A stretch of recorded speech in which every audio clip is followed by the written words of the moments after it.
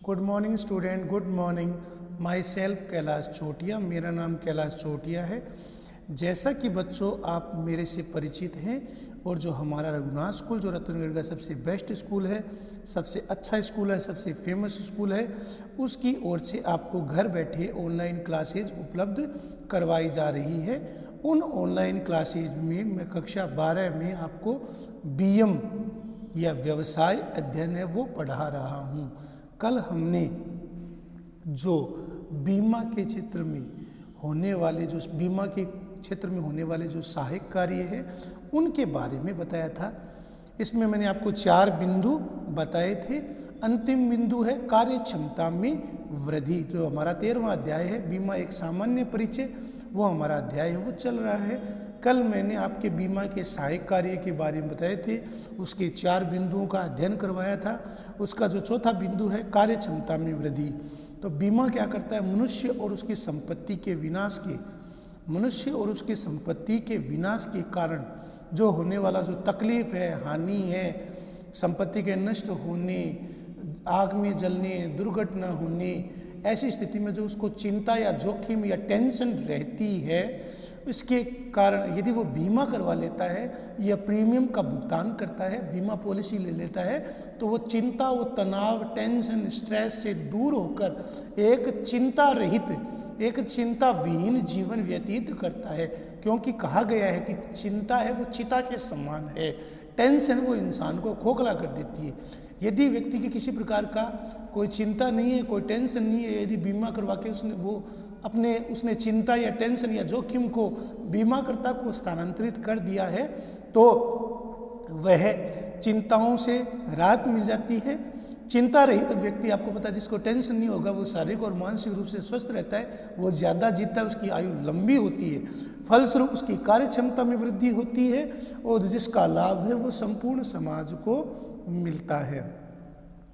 अब है परोक्ष या सामान्य कार्य। बीमा के जो परोक्ष और जो सामान्य कार्य है वो क्या है? तो निर्यातों को प्रोत्साहन। बीमा सुविधा के अभाव में निर्यात व्यापार में अनेक कठिनाइयां उपस्थित हो जाती है। जैसा आपको बताया गया है, निर्यातों को प्रोत्साहन, तो बीमा के कारण निर्यातों को प्रोत्साहन मिलता है, निर्यात है उसमें वृद्धि होती है, निर्यात करने वाले उत्पाद, निर्यातों में वृद्धि, निर्यातों को प्रोत्साहन है वो मिलता है, निर्यातों में बढ़ोतरी होती है। क्योंकि निर्यातों के द्वारा जो निर्यात किए जाने वाले सामान है, उत्पाद है, सेवाएं हैं, वस्तुएं हैं, जहाज है, उनके मार्ग में नष्ट होने, खराब होने का खतरा है वो बीमा के द्वारा नहीं रहता। यदि कोई जो निर्यातक है या आयातक है, यदि वो बीमा करवा लेता है तो निर्यात के दौरान होने वाले जोखिम, चिंता से वो मुक्त हो जाता है। जब वो जोखिम और चिंता से मुक्त हो जाता है, वो ज़्यादा से ज़्यादा निर्यात करने की कोशिश करता है। तो निर्यातों में वृद्धि है वो बीमा के कारण होती है। यदि बीमा है उसका क्षेत्र विस्तृत है तो निर्यातों में बढ़ोतरी होती है, निर्यातों की संख्या है वो बढ़ती है, नए नए उत्पाद, नई नई सेवाएं, नई नई वस्तुएं हैं वो निर्यात के लिए उपलब्ध हो जाती है। तो बीमा सुविधा के अभाव में निर्यात व्यापार में अनेक कठिनाइयाँ आती है और निर्यात और आयात व्यापार तो बीमा पर आधारित है। बीमा सुविधा के अभाव में के कारण पहले बहुत ही कम व्यापार होता था, लेकिन आजकल जो बीमा व्यवसाय की सुविधा के कारण निर्यात में अभूतपूर्व वृद्धि हुई है। हर क्षेत्र में विदेशी व्यापार, आयात और निर्यात दोनों का बीमा होने से जो निर्यातक है वो आयातक है वो नए नए उत्पाद, नई वस्तुएं, नई सेवाएं मंगवाने और बेचने दोनों के लिए प्रेरित होते हैं और वो चिंता मुक्त होकर बीमा ले लेते हैं और चिंता मुक्त होकर प्रीमियम की राशि का भुगतान करके निर्यातों में वृद्धि में अपना योगदान देते हैं। अगला हमारा बिंदु है बचत को प्रोत्साहन। तो बीमा व्यापार के कारण क्या होता है? बचत। तो भारत के लोग, आपको पता है, वैसे भी मितव्ययी माने जाते हैं। भारत के लोग हैं वो बचत को अपना सहारा मानते हैं। तो बीमा का उद्देश्य क्या है, का साधन है वो कार्य बचत का साधन है। क्योंकि लोग हैं वो प्रीमियम की राशि है वो भुगतान करते हैं, वो छोटी छोटी बचत करके प्रीमियम चुकाते हैं। क्योंकि छोटी छोटी जब बचत होती है तो बड़ी बचत को प्रोत्साहन मिलता है, इससे बचत को प्रोत्साहन मिलता है और बचत की राशि है वो एक उनके निवेश के रूप में बीमाकर्ता को वो प्रीमियम के रूप में देते हैं। वो उनका एक निवेश होता है और निवेश भी ऐसा है जो एकदम सुरक्षित है। तो इससे क्या होता है, बचत का साधन है। तो बीमा है वो एक तरीके से बचत का साधन है। बीमा के द्वारा लोगों में बचत करने की प्रवृत्ति बढ़ती है, बचत को प्रोत्साहन मिलता है, वो बचत करने के लिए प्रोत्साहित होते हैं। तो बचत को प्रोत्साहन है वो बीमा के माध्यम से मिलता है, बचत का साधन है, क्योंकि वो छोटी छोटी बचतों को अपने प्रीमियम के रूप में बीमाकर्ता को देते हैं, जिससे बड़ी बचत को उनको प्रेरणा मिलती है। इसके अतिरिक्त भारतीय जीवन बीमा बचत का उचित साधन है, क्योंकि लोग हैं वो बचत के रूप में अपना प्रीमियम वो बीमाकर्ता को देते हैं। कई लोग जो नौकरी पेशा वाले लोग हैं वो कई बीमा पॉलिसी ले लेते हैं और प्रीमियम के रूप में एक भारी भरकम रकम देकर आयकर में उन्हें छूट मिल जाती है, तो वो आयकर में छूट लेने के लिए बीमा है वो करवाते हैं। तो छूट प्राप्त करने के लिए बचत करते हैं और बचत की राशि प्रीमियम जाती है। इससे लोगों को बचतों का प्रोत्साहन है वो मिलता है, लोग हैं वो अपनी बचत करवा पाते हैं। तो बचत का साधन, बीमा का उद्देश्य क्या है, कार्य बचत का साधन प्रदान करना है। भारत में जीवन बीमा है वो बचत का अच्छा साधन है। कई लोग बीमा है वो प्रीमियम की आयकर में छूट लेने के कारण जीवन बीमा करवाना उचित समझते हैं और वो जीवन बीमा करवाकर अपनी बचतों को प्रोत्साहन देते हैं। सामाजिक सुरक्षा प्रदान करना, तो तीसरा हमारा बिंदु है सामाजिक सुरक्षा। तो बीमा के द्वारा व्यक्ति को सामाजिक सुरक्षा मिल जाती है। तो सामाजिक सुरक्षा प्रदान करना, तो बीमा के द्वारा सामाजिक सुरक्षा प्रदान की जाती है। व्यक्ति है वो अपने सभी चिंताओं, अपने सभी टेंशन, अपने सभी स्ट्रेस, अपने तनाव, अपनी चिंता, अपने जिसे हम कहते हैं जोखिम से मुक्त हो जाता है, उसे सामाजिक सुरक्षा मिलती है। सामाजिक सुरक्षा में आपको मैंने कई प्रकार की बीमा पॉलिसी बताई थी, जिसके द्वारा बीमित है वो प्रीमियम के बदले बीमाकर्ता से सुरक्षा प्राप्त कर लेता है। तो सामाजिक सुरक्षा उसे प्रदान की जाती है, सामाजिक सुरक्षा को उसे प्रोत्साहन मिलता है। तो बीमा का उद्देश्य सामाजिक सुरक्षा प्रदान करना है। सामान्य लोगों की मृत्यु होने पर उनके आश्रितों को नहीं, सामान्यतः जिस बीमित की मृत्यु हो गई तो उनके आश्रितों को सहायता नहीं मिलती, बल्कि बीमार होने पर, उनके वृद्ध होने पर, गर्भावस्थ जो महिला है आदि के समय पर बीमित यदि बीमा किया है तो व्यक्ति को सुरक्षा प्रदान की जाती है। तो वृद्धावस्था बीमा, बीमारी का बीमा, गर्भावस्था का बीमा आदि के समय, इसके अतिरिक्त बेरोजगारी बीमा, ये जो अन्य जो सामाजिक बीमा है इनको करवाकर व्यक्ति है वो अपनी चिंता और तनाव से मुक्त होकर जोखिम रहित जीवन है वो जीता है। विदेशी मुद्रा कोष में वृद्धि, तो विदेशी व्यापार की दशा में बीमा अंतर्राष्ट्रीय स्तर का होता है। विदेशी व्यापार की दशा में बीमा क्या होता है, वो उसका जो स्तर है वो अंतर्राष्ट्रीय हो जाता है। तो विदेशी मुद्रा कोष में योगदान है वो मिलता है। तो विदेशी व्यापार की दशा में जब व्यापार विदेशी है तो अंतर्राष्ट्रीय स्तर पर व्यापार होता है। इसमें बीमा कंपनियों को विदेश जाने वाले माल के बीमे की प्रीमियम विदेशी मुद्रा में प्राप्त होती है। जो बीमा कंपनियों क्या हो जाते हैं, विदेशों में जो माल जाता है उसका जो प्रीमियम है, जो बीमा आयात निर्यात करने वाली जो कंपनियां हैं, जो उनको बीमे के रूप में जो प्रीमियम मिलता है वह विदेशी मुद्रा होती है। तो विदेशी मुद्रा कोष है उसमें बढ़ोतरी होती है, उसमें वृद्धि होती है। तो विदेशी मुद्रा कोष में बढ़ोतरी होती है, विदेशी मुद्रा कोष है वो बढ़ता है। तो विदेशी मुद्रा कोष में बढ़ोतरी है वो बीमा के द्वारा होती है। विदेशी व्यापार की दशा में बीमा अंतर्राष्ट्रीय स्तर का होता है। इससे बीमा कंपनियों को विदेश जाने वाले माल के बीमे को प्रीमियम विदेशी मुद्रा में प्राप्त होता है। माल का जो प्रीमियम है, बीमे को प्रीमियम है वो विदेशी मुद्रा में प्राप्त होता है। अतः जो बीमा का विदेशी मुद्रा की प्राप्ति में योगदान है वो ज़्यादा बढ़ता है। तो विदेशी व्यापार की दशा में अंतर्राष्ट्रीय स्तर पर होता है। विदेशी व्यापार की दशा में बीमा है वो अंतर्राष्ट्रीय स्तर पर होता है। और विदेशी व्यापार में जो आयातक और निर्यातक है वो अपना बीमा करवाते हैं, जिससे उनको विदेशी करेंसी प्राप्त होती है। और विदेशी करेंसी से देश का मुद्रा कोष मजबूत होता है, देश की आर्थिक स्थिति मजबूत होती है और हमारे आयात निर्यात के रूप में जो मुद्रा लगती है उसका सुगमता से वो देश है वो उसे चुका पाता है। अगला हमारा बिंदु है ग्रामीण विकास कार्यक्रम। जो रूरल डेवलपमेंट प्रोग्राम है उसका योगदान है वो बढ़ता है। जैसे ग्रामीणों को विभिन्न प्रकार से बीमा करवाती है, आपको पता है ग्रामीण है वो अलग प्रकार के बीमा कराती है, जैसे कि फसल बीमा कराती हैं, पशु बीमा कराती हैं आदि की सुविधा प्राप्त करके उनकी संपत्ति को सुरक्षित करता है। तो ग्रामीण विकास कार्यक्रम, जो ग्रामीण विकास कार्यक्रम है बेटा वो उसके द्वारा मजबूत होते हैं। तो ग्रामीण विकास कार्यक्रम, ग्रामीण विकास कार्यक्रम में बढ़ोतरी होती है, ग्रामीण विकास कार्यक्रम में योगदान दिया जाता है। तो ग्रामीण विकास में योगदान है वो दिया जाता है।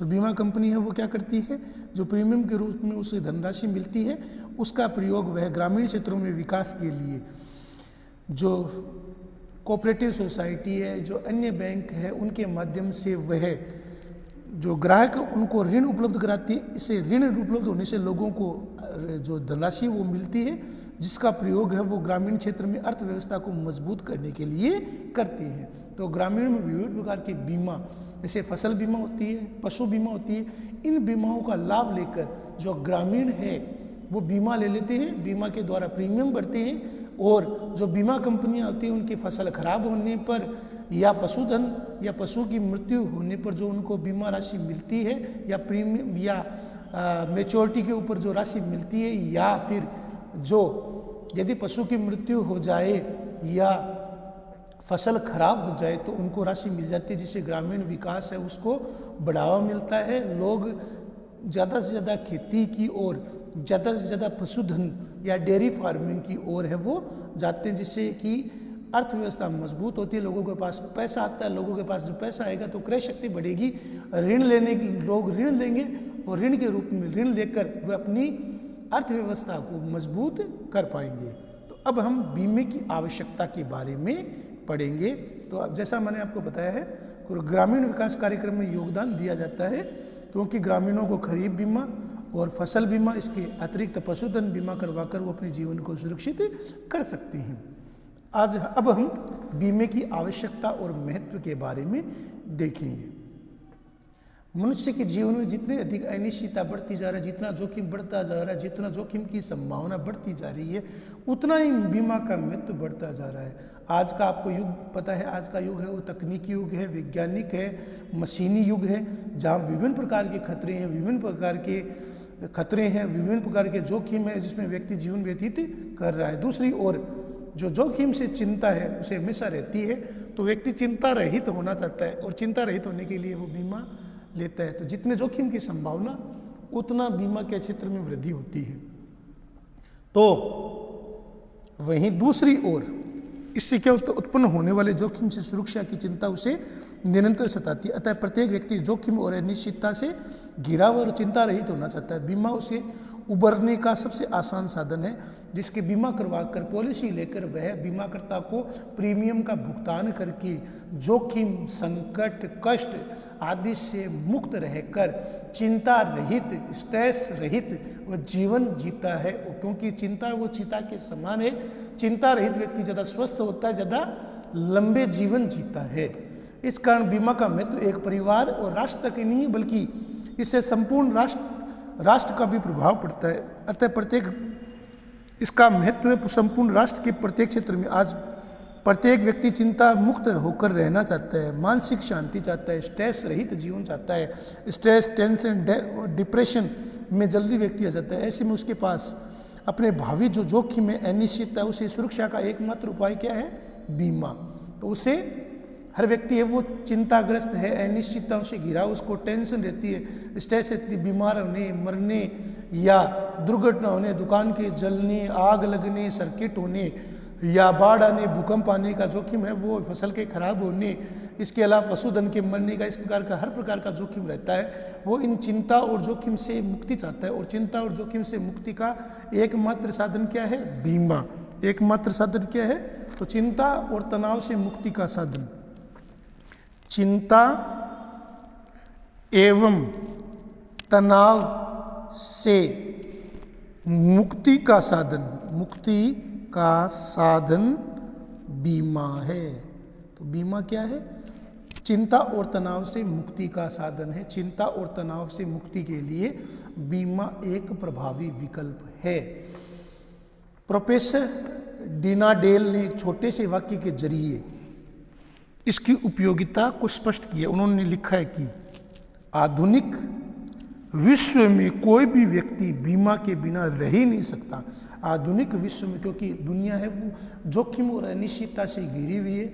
जैसे जैसे वैज्ञानिक और जैसे जैसे हम आधुनिक युग में जी रहे हैं, तनाव, चिंता, टेंशन, स्ट्रेस है वो बढ़ता जा रहा है। लोग हैं वो ज़्यादा चिंताग्रस्त हो रहे हैं, अनिश्चितता बढ़ रही है।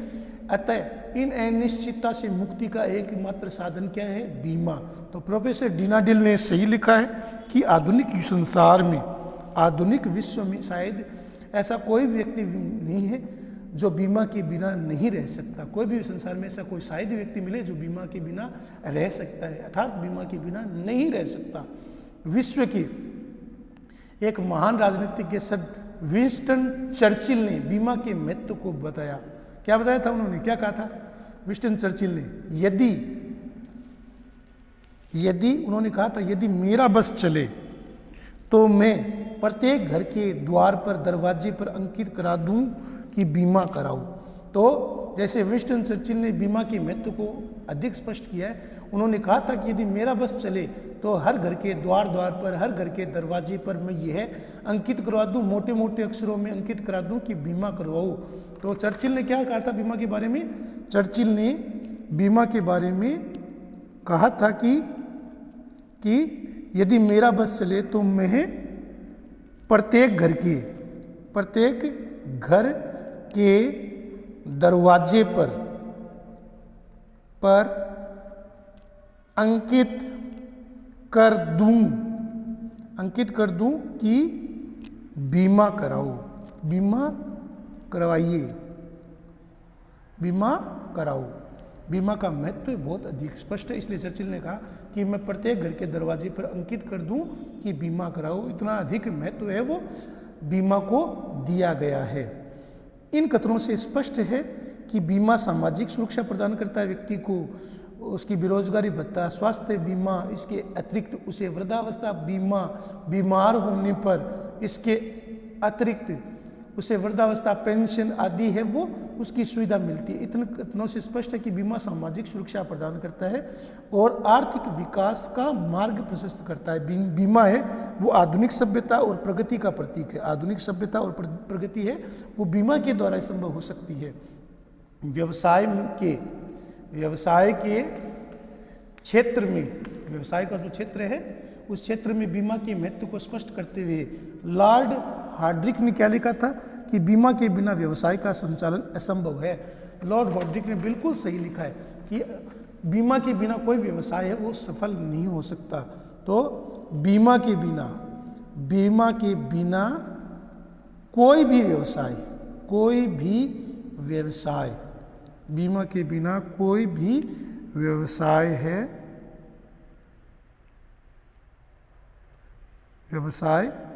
बीमा के बिना कोई भी व्यवसाय है वो संभव नहीं है।